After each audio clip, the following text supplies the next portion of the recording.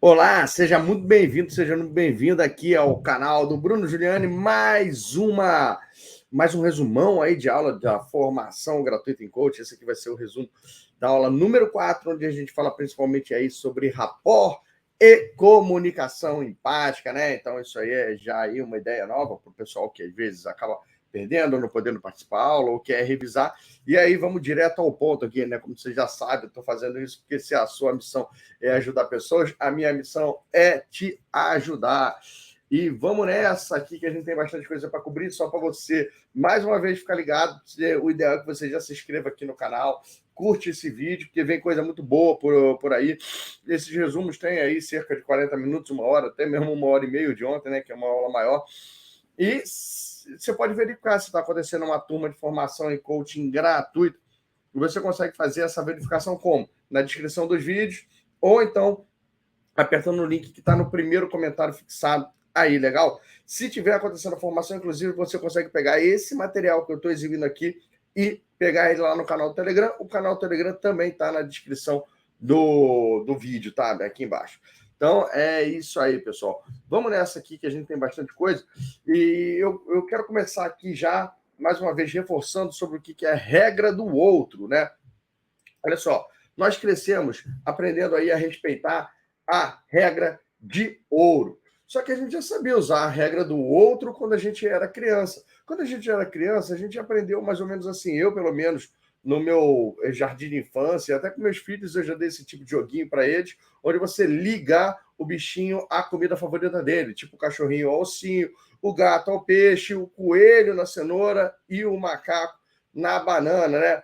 E aí, de repente, a gente ficou adulto e esqueceu isso. Por quê? Porque a gente começou a aprender, principalmente aqui, sobre a regra de ouro. E o que é a regra de ouro? Ela diz o seguinte: trate o outro do jeito que você gostaria de ser tratado. Então, imagina que você é uma espécie de um cãozinho e você resolve, então, abrir mão, inclusive, do seu osso, sabe? Dar de presente para todo mundo aquilo que você mais gosta, que é um osso. O que será que vai acontecer se você der osso para o gato? Será que o gato vai gostar do osso? Sei não, né? A mesma coisa, às vezes, com o coelho e com o macaco. Grandes chances são deles ficarem bem irritados com você e falar: pô, meu amigo cãozinho, pega esse ossinho e hashtag, você completa aí o vídeo se você quiser aqui nos comentários, né? Agora, olha só, como é que é a regra do outro. Você, supondo assim, se você vai conversar com outro cãozinho, não tem problema você chegar e dar um ossinho para ele, entendeu? Mas que tal se você for conversar com o gatinho, você dá peixe para ele? Será que você não vai aumentar o seu grau de influência e persuasão? Se você vai conversar com o coelhinho, que tal você dar uma cenoura para ele, presentear ele do jeito que ele gosta de ser tratado? Será que ele não vai ficar mais feliz com você? Se você vai conversar com o macaco, que tal você dar banana para ele em vez de osso? Pô, será que isso não vai aumentar a boa vontade, a sua capacidade, então, dos outros acharem você uma pessoa melhor e mais agradável, em vez de alguém que só quer pegar o seu ponto de vista, as suas preferências, a sua natureza e impor nos outros? Então é sobre isso que é a aula de rapport. E antes de eu começar aqui a falar para você de rapport, só quero te lembrar que eu tenho um curso incrível sobre o analista DISC, para você virar aqui um consultor DISC, um analista DISC e um mestre, um especialista na regra do outro. O link para esse treinamento também está aqui na descrição, tá bom? E rapport, então, não tem nada a ver com essa parte ali de você, nossa, muita gente fala que tem uma empatia muito grande, né? Que é super empático, porque está o tempo inteiro pensando nos outros. Só que se você pensar nos outros com o seu ponto de vista, isso pode complicar as coisas. E como a gente viu, normalmente você pensa nos outros baseado na regra de ouro, né? Que é você tratar os outros do jeito que você gostaria de ser tratado, sendo que nem sempre todo mundo tem a mesma percepção, e a gente vai aprender bastante isso aqui. Um filme legal para você aprender sobre empatia, eu acho o ET, que eu uso como tema aqui, porque ele tem um vínculo empático muito interessante com o menino Elliot, onde eles compartilham emoções, compartilham sensações e muito mais coisas, sabe? Então é um filme que vale a pena ver. Se você olhar com esse filtro de buscar como é que funciona o vínculo, obviamente, sobrenatural, empático, do extraterrestre com algum tipo de ser vivo, seja o menino Elliot, seja uma planta no próprio filme, você vai ter uma melhor compreensão aí do filme ET, tá? E eu gosto muito dessa frase do Carl Rogers, que é: ser empático é ver o mundo com os olhos do outro e não ver o nosso mundo, então, refletido nos olhos dele. Você precisa entender um pouquinho da regra do outro para poder, então, falar de empatia, legal? E olha só, para você entender, então, rapport, que é o tema principal da aula de hoje, a gente vai ter que usar alguns alicerces até chegar no rapport. O primeiro é o que a gente já falou na aula passada, que é a estrutura de pensamento consciente versus inconsciente. Depois eu vou botar um pilar, que é você entender melhor como é que funciona a estrutura de comunicação, né? Como é que a gente se comunica. Logo depois eu vou colocar também um outro pilar que não só é essencial para essa aula de rapport, mas também para a próxima aula, para a aula número 5, né, que é sobre crenças e valores, né? Então, isso aqui já vai ser também um aquecimento para a aula que vem, que é como que você faz a interpretação da realidade, como que cada indivíduo constrói o seu próprio mundo subjetivo. Com alguns outros pilares, como a lei da atração, que eu não vou me ater muito em falar ela hoje, e instintos de sobrevivência, eu já falei um pouco na aula 3, né? A gente consegue fazer o quê? Bum! Entender direitinho o que é o rapport, o que é essa comunicação empática, o que é essa química emocional, para fazer pessoas que, de repente, têm dificuldade de lidar umas com as outras a fazer o quê? Conseguirem sintonizar, conseguirem entrar aí numa espécie de uma sincronização emocional e principalmente uma sincronização de linguagem, legal? Então, isso aqui eu vou mostrar mais uma vez no final da aula e vai fazer total sentido para você esse slide mais para o final. É sempre bom isso. O que é aquela estrutura do pensamento? A gente viu, né, que o nosso pensamento, a gente acredita que somos racionais, estamos no controle, que o nosso pensamento é tudo consciente, mas a gente sabe bem verdade que esse pensamento racional, consciente, ele é a pontinha do iceberg. O que é o nosso... mais recente, né, na evolução humana, necessita de esforço, faz só uma coisa de cada vez, se cansa rapidamente, é dedutivo, lento e é o nosso racional. E a gente tem ali, está mais de 90% do tempo, 90% a 95% do tempo a gente está usando o nosso sistema automático, né, racional, instintivo, mais primitivo, antigo, que faz um monte de coisa ao mesmo tempo, não requer esforço, é rápido, não cansa, a gente também chama ele de inconsciente. Então, lembra? Isso aí é o nosso primeiro alicerce, e com esse alicerce agora a gente vai botar o primeiro pilar, que é a estrutura da comunicação. Como é que funciona esse lance de comunicação, gente? Olha só, toda comunicação ela tem um emissor e um receptor. O emissor, em geral, é quem está falando, quem está ensinando, quem está escrevendo, quem está se comunicando assim, não, com o objetivo de ida. O receptor é quem está recebendo, então, né? Que é o interlocutor, o leitor, o ouvinte. Esse emissor, ele quer transmitir ideias, sentimentos, conceitos, e para isso ele vai escolher um canal onde ele vai colocar mensagens usando códigos de preferência que são, então,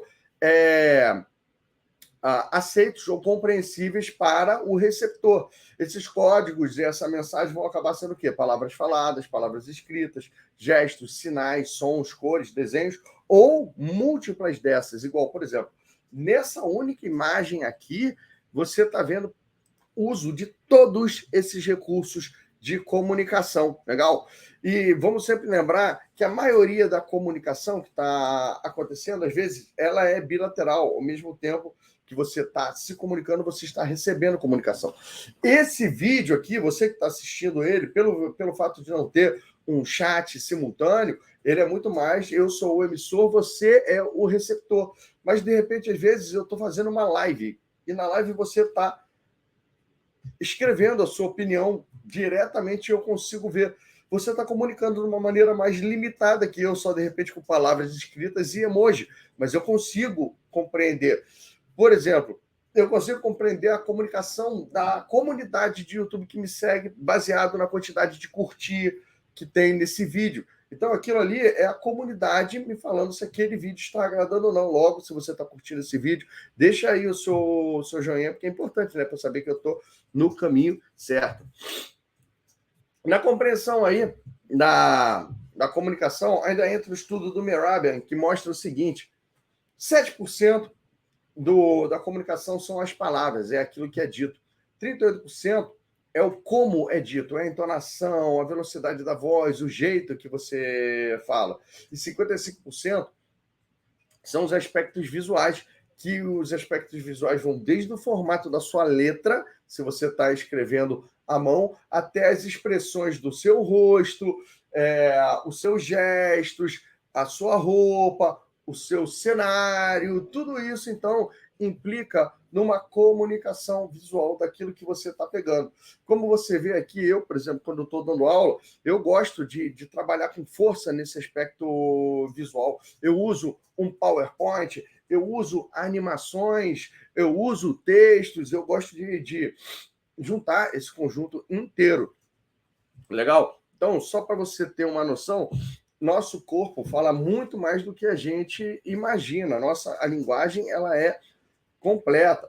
E eu, na versão mais completa dessa aula, eu dou vários exemplos e demonstrações de como eu faço assim, texto motivacional com entonação desmotivada. Depois eu consigo fazer o texto motivacional bonito com a entonação mais ou menos legal, só que com a imagem feia. E a gente vê, né? Porque, por exemplo, o que eu estou comunicando quando eu faço assim? Sim. Então eu faço assim, não. Né? Pô, é uma comunicação mega confusa. O ideal é a gente aprender a usar o conjunto inteiro da comunicação ao nosso favor. Um dos exemplos, só para você ver como o aspecto visual, em geral, ganha do texto, e até mesmo de um texto bonito, com uma entonação bonita, é se você pega uma música legal, cantada, uma música que fale de paz, de amor, né? Só que, pô, enquanto tá ao fundo cantando essa música, na voz original do cantor, de repente estão passando cenas trágicas na imagem. Então, imagina um clipe onde as imagens são cenas trágicas, cenas tristes, né? Talvez ali de gente morta, talvez de massacre, talvez de feridos, de tristeza, e aí passando uma música feliz e bem interpretada por um cantor. Nossa, você se sente mal assistindo aquilo, mesmo que você esteja ouvindo bem, mesmo que a música seja animadona, aquilo vai causar um efeito ruim. Então, você vê que aqueles 55% são muito importantes. A comunicação completa estaria se tivesse a música bonita, com a interpretação bonita ali do cantor, do autor, e passando, então, também imagens legais que remetem, que harmonizam, então, com a intenção daquela música. Legal? Então, agora você já entendeu. Olha que coincidência, 7%, que é aquilo que é dito, é muito parecido com o quê? A pontinha do iceberg, né? Aqueles 5 a 10% que a gente acredita que o nosso racional absorve que está no controle. O como é dito, 38%, e os aspectos visuais, em geral, eles são interpretados, são recebidos pelo nosso inconsciente, que é aquela que está abaixo ali da linha do iceberg. Então, entende que a própria estrutura de comunicação, ela respeita também a estrutura de pensamento de consciente versus inconsciente, e a gente vai ver por que isso é importante já, ok? Agora que você já aprendeu o pilar da comunicação, vamos também aprender agora o pilar da representação mental. Né? O que é isso? Agora eu vou fazer uma frase, que eu vou falar uma frase, uma sentença que é mais complicada de a gente digerir. É um conceito essa sentença, tá? É um conceito muito real. Olha só, ao longo da nossa vida, nós vamos construir nossos pensamentos baseados em nossas experiências, em como nós percebemos, filtramos, omitimos ou distorcemos o mundo ao nosso redor para que ele se torne reflexo do que pensamos. Pausa, volta um pouquinho, vê eu repetindo essa frase mais algumas vezes, talvez até mesmo em câmera lenta. Ao longo da nossa vida, né? Ou seja, nós nascemos, crescemos, recebemos informações, recebemos mais informações, estudamos, aprendendo, e em cada experiência que a gente tem, a gente faz o quê? Constrói pensamento do que é real, o que não é, o que é legal, o que não é, o que é quente, o que é frio, o que é bom, o que é ruim, o que é céu, o que é inferno, se existe, se não existe, quem é bonito, quem é feio, tudo isso, beleza? E 100% dessas construções aí, eles são baseados em quê?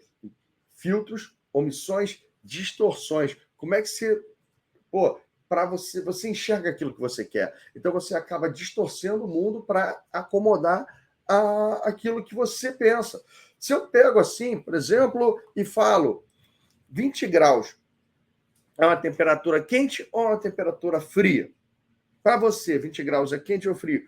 Você vai ver que isso vai ter opiniões completamente diferentes, baseado no quê? Na experiência e na criação do mundo. É óbvio. Então, só para a gente já ir entendendo como isso é importante, as pessoas que entendem que 20 graus é uma temperatura fria, elas vão ter mais tendência a se comunicar e se conectar melhor com pessoas que têm essa mesma percepção, né? Porque não vai ser necessário nenhum esforço para convencer que 20 graus é frio. Agora, por exemplo, as pessoas que acreditam que 20 graus é uma temperatura quente, elas vão tender ao quê? Preferir se comunicar também, preferir, se elas tiverem que botar em pauta uma discussão, debater, elas vão preferir ficar do lado de quem que acredita que 20 graus é quente. E assim eles não precisam gastar nenhum tipo de esforço emocional, intelectual ou de comunicação para fazer o quê? Influenciar ou persuadir o outro e tá nesse choque.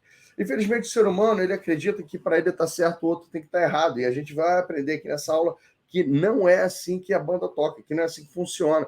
Entendeu? Então, olha só. Vamos entender que cada indivíduo tem o seu próprio mundo subjetivo individual, baseado, então, nessa frase acima, no como que ele interpreta a realidade. Para fazer o quê? O mapa não é o território. Quando você vai num lugar e desenha um mapa daquele lugar, aquele mapa é a sua percepção daquele lugar. Outra pessoa pode olhar para aquele mapa e não compreender ou falar, não, isso não é um reflexo daquilo. Legal? E assim é com tudo na nossa vida, gente. É com tudo mesmo. Claro que existem algumas questões, inclusive, mais polêmicas. Na aula completa, eu dou exemplos com religião, dou exemplos com política, dou exemplos até mesmo com futebol, que fala que não se discute, de como a gente tem sim como ter uma comunicação muito mais tranquila, muito mais empática, até com pessoas que têm posicionamentos completamente desalinhados do nosso. Basta você chegar e começar a olhar para uma imagem, por exemplo, que nem essa. Muitas pessoas olham para cá, vem uma moça, uma jovem. Outros veem uma senhora, né? Muitos conseguem ver as duas coisas, tanto a moça como a senhora. Mas a percepção que você tem, se primeiro você vê uma moça ou se você primeiro vê a senhora, já fala muito sobre você. Ou se você viu as duas sem nunca ter feito o teste ou visto. O nome desse tipo de exercício aqui é uma gestalt, né, que a pessoa ali acaba fazendo. Muitas pessoas interpretam isso como uma pessoa confiante, uma pessoa com uma autoestima elevada. Outros interpretam essa imagem como uma pessoa sem noção, como uma pessoa arrogante que se acha melhor do que realmente é. Então, quem está certo e quem está errado nisso? Depende do que funciona para cada um. Aí você vê que o oposto dessa imagem do leão é um retrato do cotidiano, onde diversas mulheres bonitas se enxergam como feias ou defeituosas com alguma coisa. Elas adoram exagerar em algum defeito, tipo os olhos, o cabelo, o peso, as rugas, pegam pesada com si mesmo, né? E pesado não é só em relação ao peso, não. É em relação a várias outras coisas. Super comum, né? Mas isso aqui é só para você ver. Você conhece gente assim, né? Quem acha que essa moça aí é normal, quem acha que essa moça aí é meio doente, né? A gente vai encontrar os dois mundos aqui. Então, olha só. Para você, você vai ter que abrir mão do seu ponto de vista em diversas ocasiões para você entender o que eu quero falar nessa aula e principalmente se você quiser entrar em rapport, aprender o que é comunicação empática. Legal? O mapa não é o território. Então, o que é essa tal dessa comunicação empática? Seu objetivo, então, é você ser capaz de enxergar de forma cada vez mais clara o que o seu cliente, o seu avatar, a pessoa que você está querendo ali entrar em rapport, né?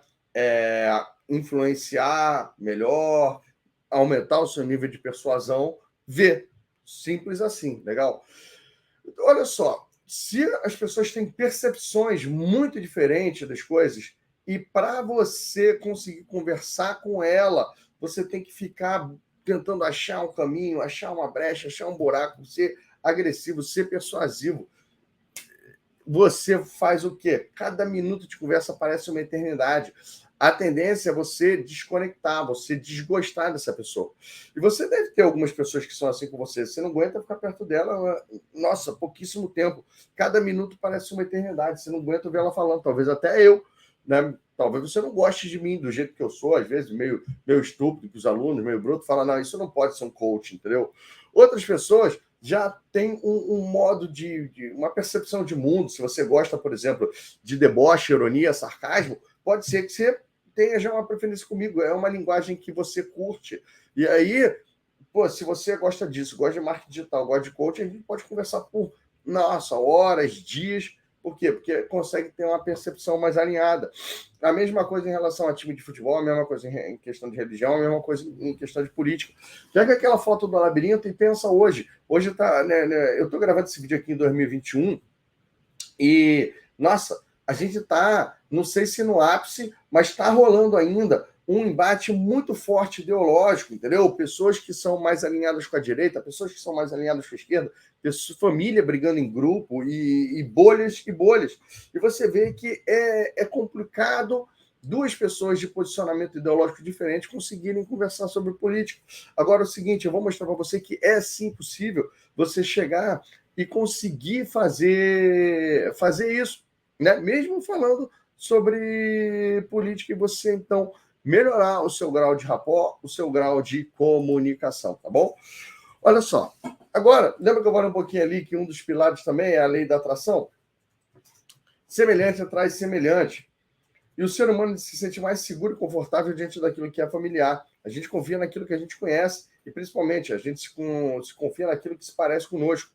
Olha só de você imaginar uma pessoa com uma camisa de futebol no meio da arquibancada do time rival, aquilo já te incomoda de alguma maneira. Você já pensa, nossa, coitado, nossa, que medo. Putz, parece que tem alguma coisa errada ali. Então, você vê que se é desconfortável para você ver isso, imagina para a pessoa que está lá.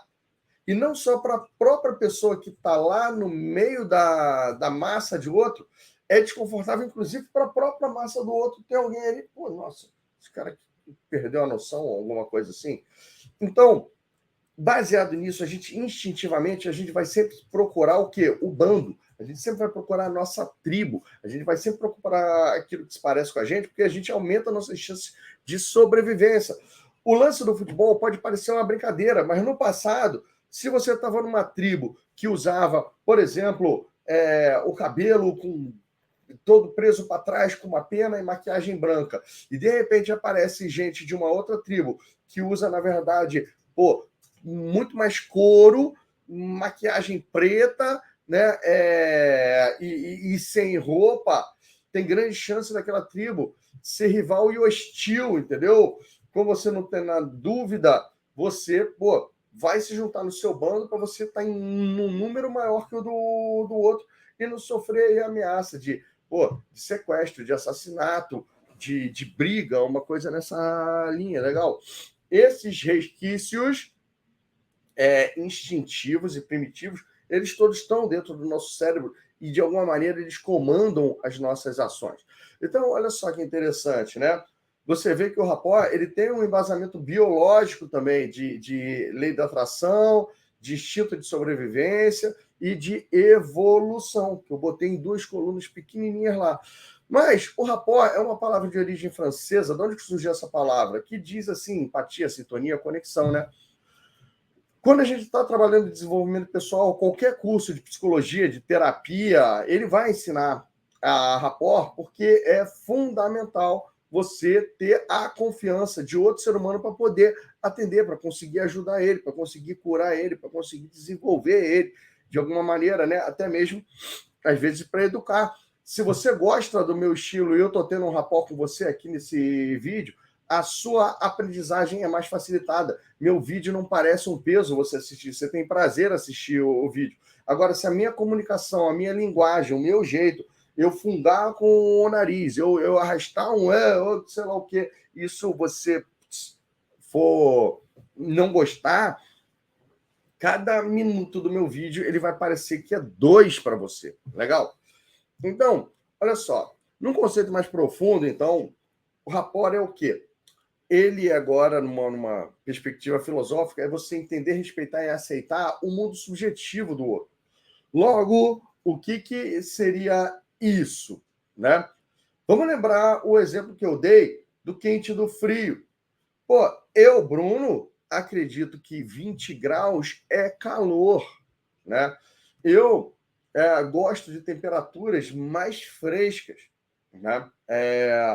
Então, 20 graus, claro, pô, eu estou acostumado a morar no Rio de Janeiro, teoricamente 20 graus para a maioria dos cariocas é frio. Agora, olha que interessante, eu já morei em Minnesota, nos Estados Unidos, em 1996, quando chegou a fazer menos 76 graus, né?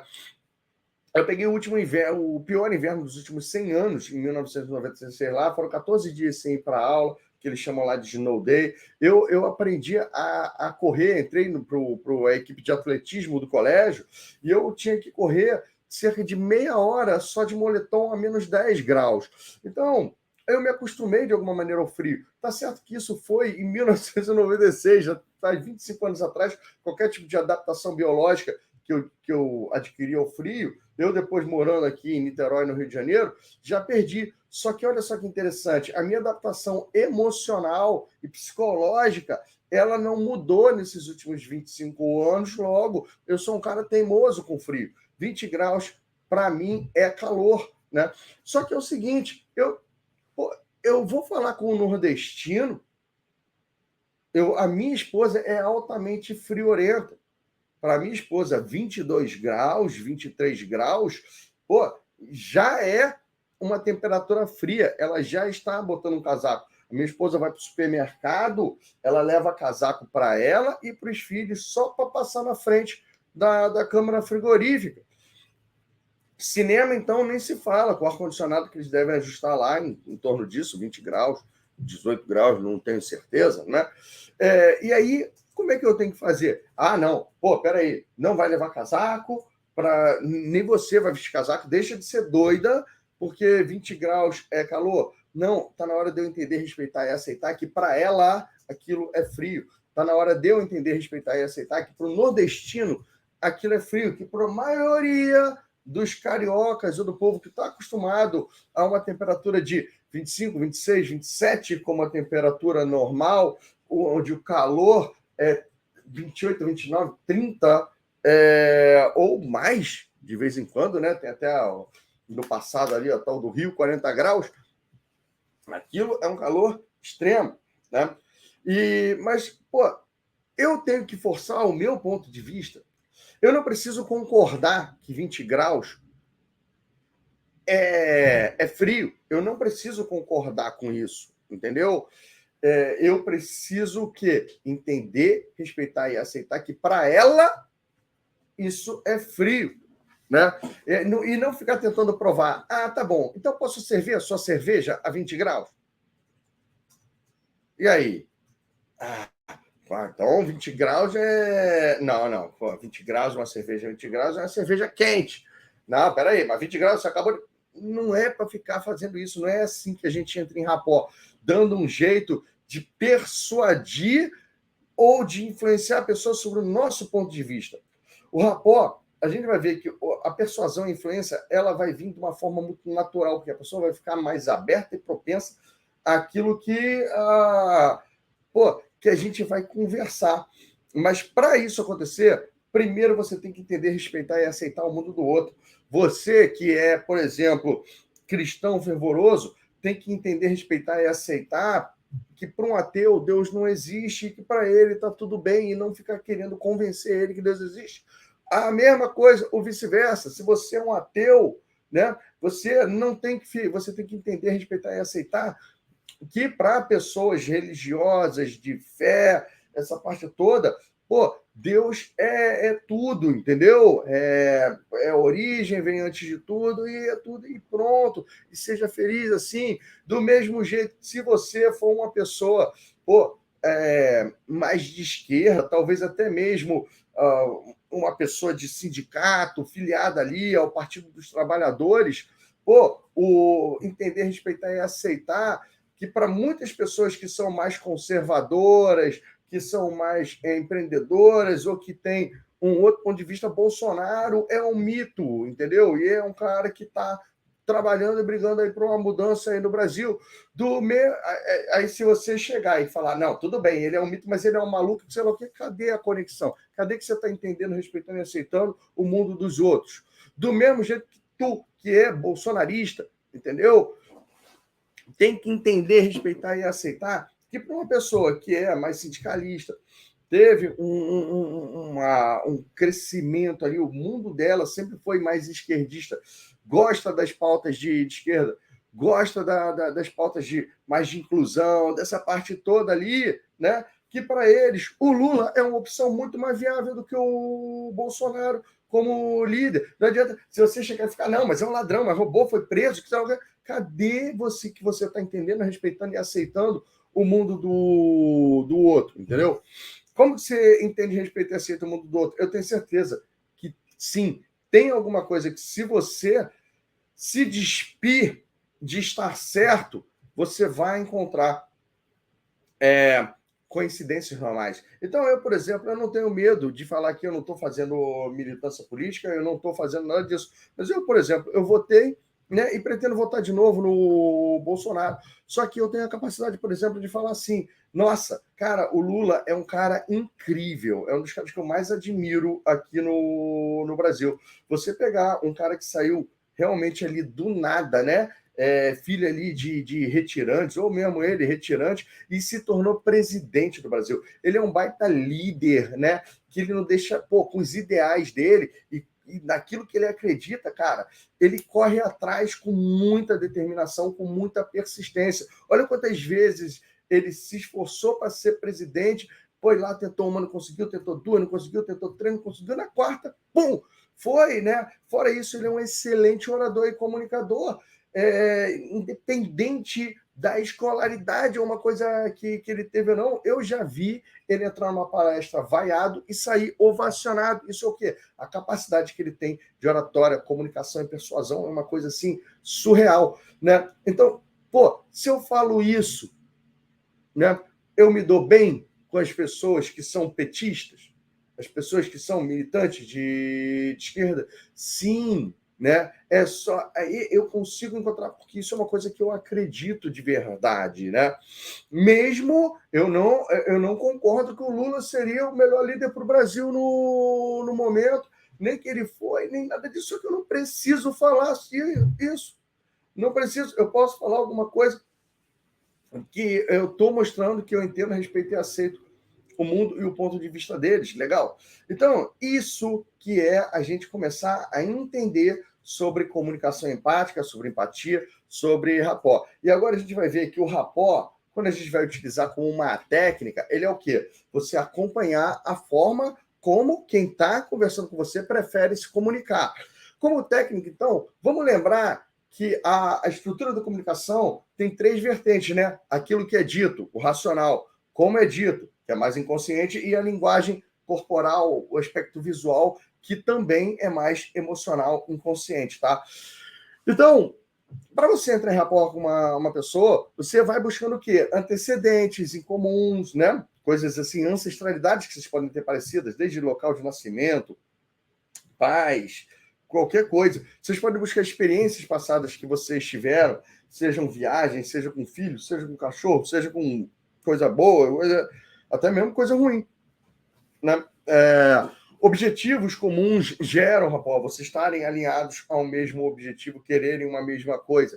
Interesses comuns, pô, eu tenho interesse em estudar sobre tal assunto, eu tenho interesse sobre aquele outro. Se vocês têm o mesmo interesse, isso gera rapport. Você usar gírias parecidas, sabe? Ou até mesmo as palavras favoritas. Só de você estar recapitulando, você já está melhorando o seu potencial de rapport. Isso tudo, então, é aqueles 7% da comunicação numerável, né, que a gente pode comparar com o topo ali do iceberg, que é o racional. Você faz isso mais racionalmente, você vai encontrando esses pontos em comum ali para aumentar ali o seu rapport com as pessoas.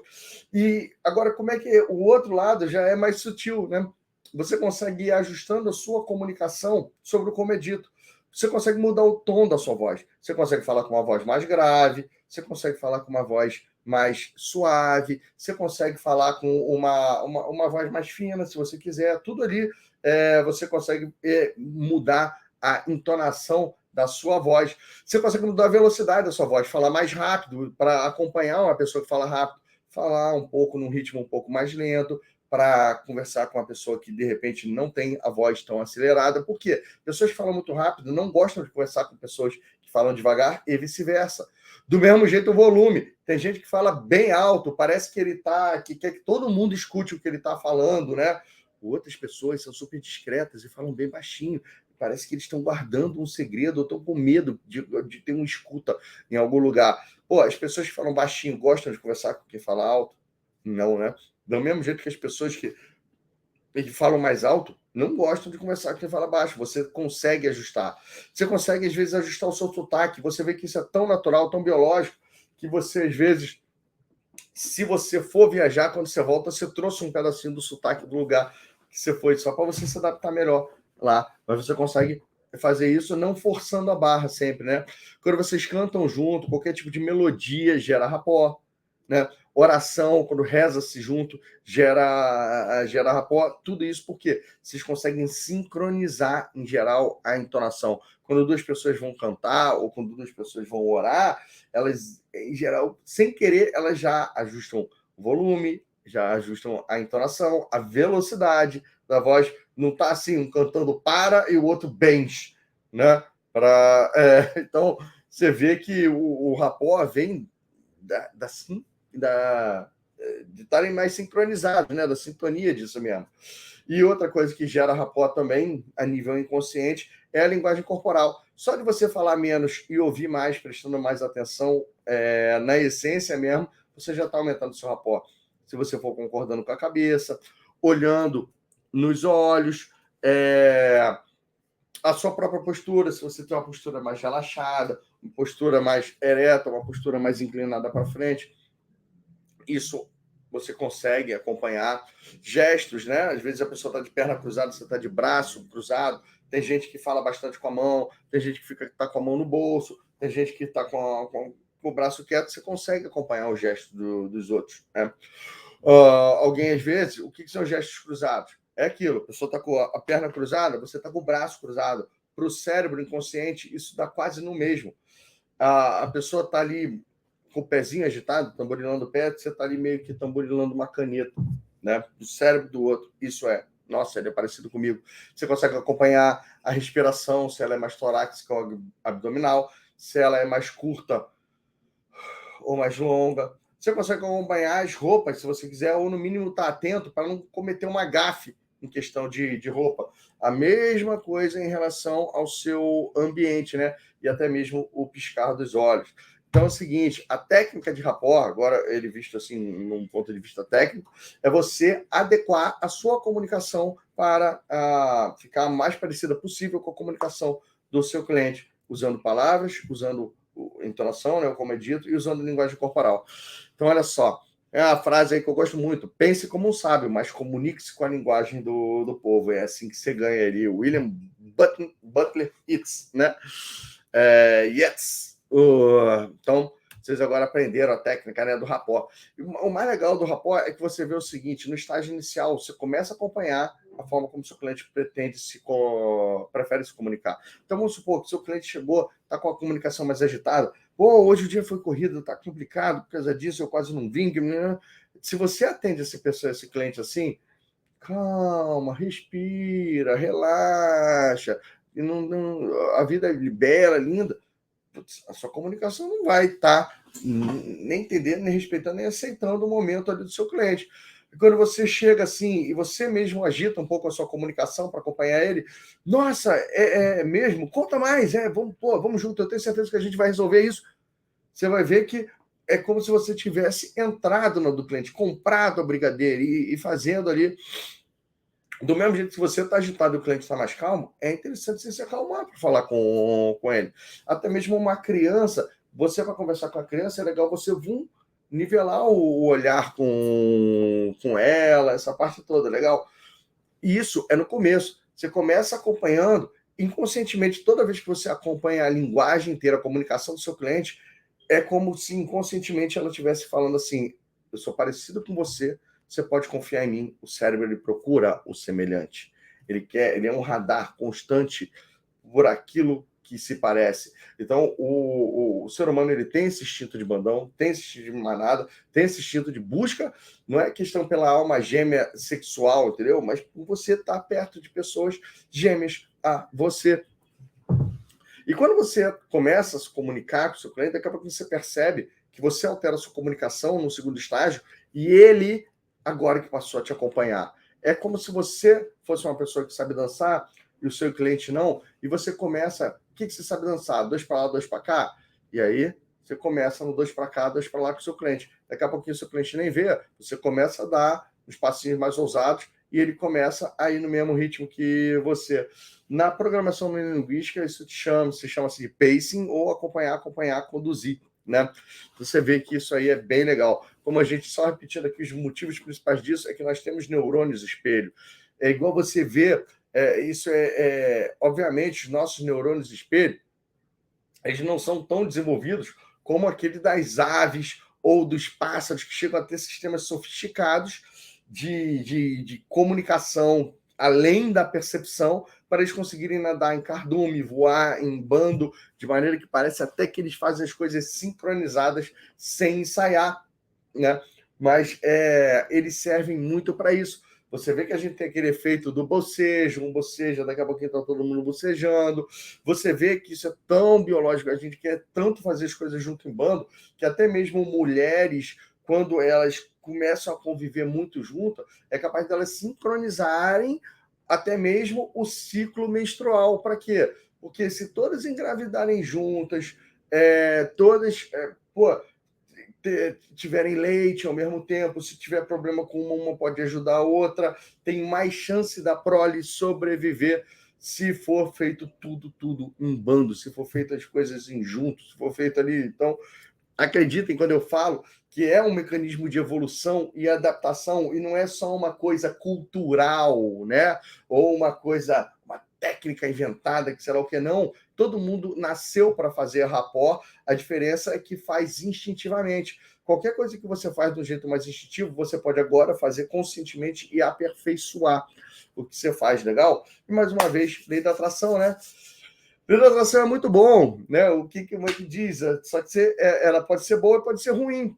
Quando é que ela é ruim? Quando você pensa em coisas ruins. Por exemplo, pobreza atrai pobreza, burrice atrai burrice, né? Agora, você olha assim, dinheiro atrai dinheiro, inteligência atrai inteligência, água atrai água, e por aí vai, né? Então, a gente tem um monte de coisa aí para acreditar também nesses pequenos pilares que vão sustentando junto essa brincadeira do rapport. Repetindo, então, aqui para você, ver se agora esse slide ficou mais fácil de compreender, junto com o próprio conceito de rapport. Olha só, a estrutura do pensamento consciente versus inconsciente, né? Ou seja, o que está em cima da superfície do iceberg e o que está abaixo. Aí, o pilar da estrutura de comunicação. Consciente, aquilo que é dito, palavras, aquela escolha toda ali da comunicação mais criteriosa para você pegar os pontos que são em comum com o seu cliente, os interesses, os antepassados, o histórico, as experiências, isso tudo, legal? Do mesmo jeito que o que está abaixo da linha da superfície do iceberg são as pistas visuais e há também a entonação, aquele como é dito. O outro pilar principal, então, é a interpretação da realidade. Você entender que cada pessoa, ao longo da vida dela, teve uma pessoa diferente. O mapa não é o território. Respeita o mundo subjetivo do seu cliente. Respeita as origens, respeita a criação dele, mesmo que você tenha que flexibilizar de alguma parte o seu ponto de vista. Você não precisa concordar com as pessoas, mas você precisa entender, respeitar e aceitar que, para ele, é daquele jeito que o mundo funciona. E aí, mais com o pilar da lei da atração e o pilar do instinto de sobrevivência, você entende agora o que é o rapport, o que é essa comunicação empática, o que é essa química emocional, né, para levar a comunicação de confusa e repulsante para uma comunicação muito mais magnética, atraente e clara. Legal? Então, o rapport, ele tem esse conceito filosófico de você entender, respeitar e aceitar o mundo do outro, só que ele tem esse aspecto técnico também, que é você ficar atento na comunicação do cliente para ficar meio que espelhando, né, a comunicação. E aí eu tenho até um ponto aqui para falar com você, né? Para você utilizar essa terminologia chamada rapport, o ideal é que você tenha uma intenção positiva para o seu cliente, você esteja querendo o bem do outro, você quer fazer parte de uma relação ganha-ganha. Quando o rapport é utilizado como técnica, ele é efetivo, seja para o bem, seja para o mal. Mas se você vai usar para o mal ou conhece alguém que vai usar, não usa o nome rapport, usa só o termo espelhamento, entendeu? Se for só para vender uma coisa que o outro não precisa, ou seduzir para descartar, ou qualquer tipo de relação ganha-perde que pode existir por aí, o nome não é rapport, é espelhamento, faz outra coisa ali. Só romantizando, eu não costumo romantizar os conceitos, as coisas todas, mas é por aí, legal? Olha, gente, para você entrar em rapport com uma pessoa, funciona tanto você entrar numa vibe positiva como numa negativa. Só que o rapport construído com emoções, com experiências, com coisas negativas, ele não é o melhor rapport que você pode entrar. Ele é um rapport que deixa efeitos colaterais nas pessoas e que, não vale a pena ser feito. Por exemplo, você entrar no rapport pela energia da raiva, da dor, do medo, entendeu? Da discórdia. Então, como assim? Ai, olha só, eu fui traída, eu também, não é possível confiar em homens, e aí encontram uma energia super negativa para se tornar ali, começar a fundar o clube das vítimas das mulheres de dedo podre, por exemplo. Ou então, chegar ali o palmeirense e o tricolor, o São Paulino, se juntar para ficam falando mal do Corinthians o tempo todo. Né? Então também não é aquela energia boa. Energia boa é você entrar em rapport com coisas que são legais, que são alegres, que são positivas, que são otimistas, né? Que são entusiasmantes. Então, quando você entra em rapport com esse tipo de assunto, você vai ver que ele gera uma espécie de uma energia completamente diferente. E aí, só para você compreender, o rapport é como uma espécie de uma dança, né? Que nem eu já falei. Você vai pegando o ritmo, vai se sintonizando. Pode ser, você percebe se você está consciente por rapport que você está fazendo quando você usa uma palavra que desconecta do seu cliente ou quando você dá uma pisada na bola ou no pé. Mas se isso acontecer, não se liga não, entendeu? Retoma o ritmo e vai de onde parou. E o rapport é uma técnica muito importante para você conseguir usar a ferramenta que eu ensino, então, nessa aula, que é chamada janela de Johari. O nome de janela de Johari vem dos psicólogos, né, Joseph Luft e Harrington Ingram, que acabaram juntando o Jo do Joseph e o Harry do Harrington, e então ficou batizada a ferramenta aí de janela de Johari.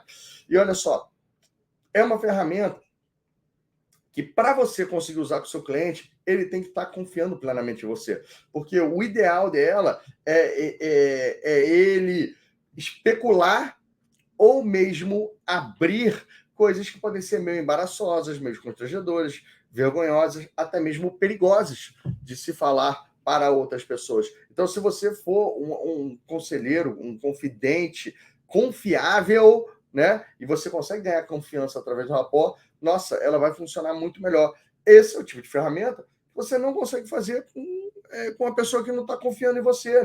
Nem adianta tentar, porque vai dar ruim, entendeu? Então, olha só, por quê? É uma ferramenta incrível, né? Muito, muito utilizada, principalmente ali na psicologia, e você vê que ela é uma espécie de uma matriz do que é conhecido pelo eu versus o que é desconhecido pelo eu, e o que é conhecido pelos outros versus o que é desconhecido pelos outros. Do cruzamento desses saem 4 quadrantes, né? E o primeiro quadrante é aquele que é conhecido por você e também é conhecido pelo outro, que é o seu eu aberto. É aquilo que todo mundo sabe sobre você. São coisas que são óbvias e nítidas. Você aceita aquilo em você e os outros enxergam isso em você também. Você aceita, você reconhece, você se percebe daquele jeito. Os outros te percebem, os outros te veem, os outros te reconhecem, os outros te aceitam. Então, isso aí, normalmente, esse eu aberto é onde você, nossa, tem liberdade para ser você mesmo da maneira mais autêntica possível, sem precisar usar máscara, sem precisar fingir, sem precisar fazer absolutamente nada. Quanto mais expandido está esse eu aberto, mais livre é uma pessoa. Legal? Agora, o que acontece? Tem um segundo quadrante, que é o eu cego, né? O eu desconhecido, que é quando eu não sei sobre aquilo, mas os outros sabem. Eu não vejo aquilo em mim, eu não me vejo desse jeito, eu não aceito ou eu não acredito, não vejo aquilo, e os outros têm aquela percepção sobre mim e possivelmente verdadeira, né? Ou sabem alguma coisa que você não sabe ao seu respeito ou em questão do seu ambiente ou do que está acontecendo. Então, quando a gente usa a janela de O'Hara, muita gente quer usar só para questões de personalidade. Mas não, eu acredito que é importante você usar por questões de personalidade, por questões de objetivos, por questões de ambientais também. Por exemplo, se todo mundo sabe está guardando um segredo de você, não é necessariamente sobre a sua personalidade, só que é sobre o seu relacionamento, ou é sobre uma pessoa doente, ou sobre alguma coisa, isso está no seu eu cego, né? Está fora do seu eu aberto e está no seu eu cego. Do mesmo jeito que pontos fracos e pontos fortes. Tem gente que não tem uma percepção positiva sobre si e os outros enxergam aquele talento, aquela qualidade em você. Como é que você então expande isso? Pedindo opiniões, tendo a mente aberta. Se você pede opinião para não querer não ouvir ou para negar, as pessoas não vão te dar opinião. Agora, se você também tem rapport, tem compreensão, você vai ver que você aumenta a sua capacidade de pedir opinião sobre isso. O seu próprio coach. Você pode sair fazendo feedback, pedindo feedback. Você consegue ampliar isso se você faz coleta de feedback, se você faz investigações, né? Até mesmo, uma das coisas mais comuns que às vezes as pessoas fazem é instalar câmeras ou contratar detetives para saber se o parceiro ou se a parceira está tendo um caso, para deixar de ser cego e aquilo passar a vir, pelo menos para o eu secreto, migrar de uma forma diferente, não que aquilo tem que vir a público, mas fazer isso, legal? Mas olha só, muito importante a gente estar sempre disposto e aberto a acreditar em rumores, em coisas que está ali, e depois investigar para saber se a gente pega aquilo do cego e traz para o eu aberto, ok? Passando agora do que é conhecido pelos outros, a gente começa agora a ver coisas que são desconhecidas pelos outros. Tem coisas que são desconhecidas pelos outros e que são conhecidas pelo eu, que vai ser o terceiro quadrante, que é o meu eu secreto, né? Ou seja, é tudo aquilo que você não gosta sobre você e não quer expor, são as suas, obviamente, ali, coisas embaraçosas, coisas vergonhosas, coisas perigosas, ou sobre os seus objetivos, ou sobre a sua personalidade, ou sobre o seu ambiente, ou sobre a sua saúde, que você guarda para você e você não quer expor isso para o mundo. Lembrando que é o seguinte, o ideal para uma pessoa, o nível de felicidade, em geral, vem junto com o nível de autenticidade. Quando você fica o tempo todo querendo usar uma máscara, pisando em ovos numa sala vazia, cada coisa que você coloca dentro do seu secreto ou você guarda, é como se fosse um ovo que você está colocando numa sala escura e pode ser questão de tempo para você pisar em cima dele. Então, ficar fazendo as coisas secretamente, ficar fazendo as coisas de maneira escondida, né? Ficar guardando tudo, não é a maneira mais inteligente de você ser feliz, ou às vezes até mesmo de você alcançar seus objetivos. Porque, por exemplo, se ninguém sabe qual é o seu objetivo, como que eles podem oferecer ajuda ou conectar você com alguém que pode ajudar, ou uma coisa dessa? Tem muita gente que guarda no meu secreto até mesmo as suas metas, os seus objetivos, os seus sonhos, né? Se você guarda dentro do seu eu secreto as suas insatisfações, como é que você quer resolver elas? É muito mais difícil você resolver elas, né? Então, nossa, a gente tem uma grande oportunidade, às vezes, de aprendizado, de crescimento, de expansão de consciência, quando a gente começa a pegar coisas do eu secreto e jogar para o mundo, para o eu aberto. O último quadrante é o eu desconhecido. Os outros não sabem, nem eu sei também. Ô, Bruno, se ninguém sabe, como é que eu vou aprender? Vai aparecer um anjo, um passarinho, e vai fazer essa revelação para mim? Mais ou menos, entendeu? Dependendo do que você acredita, pode aparecer por esses caminhos também, né? Mas olha só, em geral você expande o seu eu desconhecido ou para o eu secreto ou para o eu cego, normalmente, antes de ir para o eu aberto, quando você se propõe, mais uma vez, a investigar. Investigar coisas que os outros não sabem. Então, por exemplo, você que está aqui fazendo essa formação em coaching comigo, né? Eu já comecei a dar várias ferramentas de autoconhecimento. O que você não sabia sobre você que você sabe agora e os outros também não sabem? De repente, antes de você assistir o vídeo passado ou a aula passada, você não sabia o que era disque e era feliz. Pô, agora você já sabe se você é dominante, influente, se você é mais estável, né, mais conforme. Hoje mesmo, você de repente descobriu, você se achava uma pessoa que era mais empática, porque estava o tempo inteiro preocupado com os outros e preocupado em fazer para os outros aquilo que você gostaria que fizessem com você, e de repente você vê que o outro não queria ser tratado daquele jeito e que a sua empatia ela é meio invertida, meio ao avesso, né? Que a sua empatia sempre foi baseada na regra de ouro em vez de na regra do outro.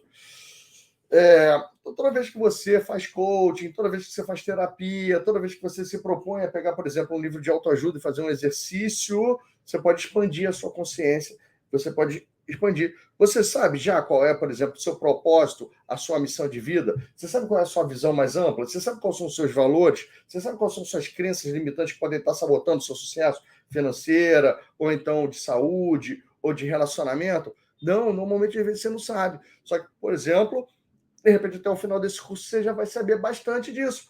De repente, você contratando um coach, você vai passar a saber disso. De repente, você indo fazer terapia, você vai passar a saber disso. Legal? Então, a gente também é bem legal estar sempre em busca de expandir. Pô, tem razão, eu não sei qual é o meu propósito. Então, vamos atrás de fazer um.